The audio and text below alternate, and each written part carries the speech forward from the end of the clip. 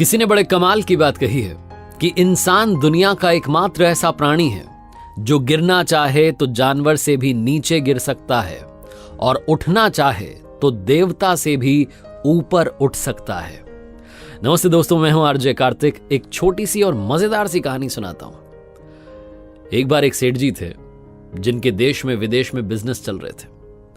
वो दूसरे शहर में गए हुए थे, उनका काम निपट गया तो उन्होंने कहा चलो बाजार में घुमाते हैं। वहां मेला लगा हुआ था। मेले में पहुंचे तो एक ऐसे बंदे से मिले जिसके पास में बंद बोतल में जिन्न कैद था और वो बेच रहा था। सेठ जी ने कहा वाह भाई, ये बड़ा कमाल है। जाकर के बात की तो उस आदमी ने कहा कि साहब ये जिन्न जो है ये आप जो बोलोगे वो काम कर देगा, आपको बस बताने की देरी है। दुनिया का कोई ऐसा काम नहीं है जो ये नहीं कर सकता है, और आपको लगते होंगे घंटे, ये मिनट में काम पूरा करके देगा। सेठ जी ने कहा ये तो बड़ा कमाल है। सेठ जी ने पूछा कितने रुपए का है? तो उस आदमी ने कहा कि ये 1000 रुपए में आपको दे सकता हूं। सेठ जी ने सोचा बड़ा सस्ता सौदा है, काम बड़ा अच्छा है, ये जिन्न तो सारे काम निपटा देगा, मेरे इतने सारे काम अधूरे रह जाते हैं, मेरे लोग काम ही नहीं कर पाते हैं। सेठ जी ने कहा ठीक है, फिर इसी बात पर लो 1000 रुपए मुझे दो। वो जिन्न जब वो आदमी दे रहा था तो सेठ जी को उसने कहा कि सुनिए साहब, इसके इतने सारे गुण हैं लेकिन एक समस्या है। अगर आपने इसको काम नहीं बताया, क्योंकि ये खाली बैठना पसंद नहीं करता, इसको लगातार काम बताते रहिएगा।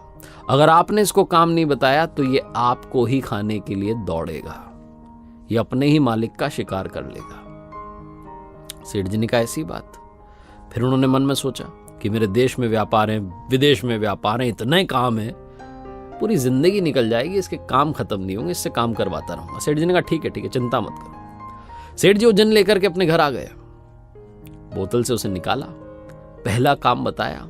सेठ जी ने बड़ा काम पहले बताया, उनको लगा कि करता रहेगा अभी तो टाइम लगेगा।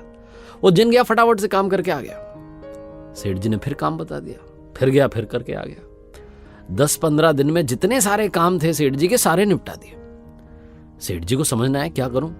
उन्हें वो बात याद आए कि जैसे ये खाली बैठेगा ये मुझे खा जाएगा। सेठ जी और दिमाग पर जोर देकर के काम याद करें, उसको काम बताएं, वो जाए करके आ जाए। मिनट में काम निपटा रहा था। सेठ जी का दिमाग खराब हो गया। एक समय ऐसा आ गया कि सेठ जी के पास काम ही नहीं था, क्या बताएं उसे। जिन्न ने कहा आपको तो याद होगा, अब आप मुझे काम नहीं बता रहे हो, मैं आपको खाने के लिए तैयार हूं। सेठ जी दौड़ने लगे, बिजली की रफ्तार से भागने लगे कि जितना तेज भागूं बच जाऊं बस। भागते भागते एक महात्मा के आश्रम में पहुंचे।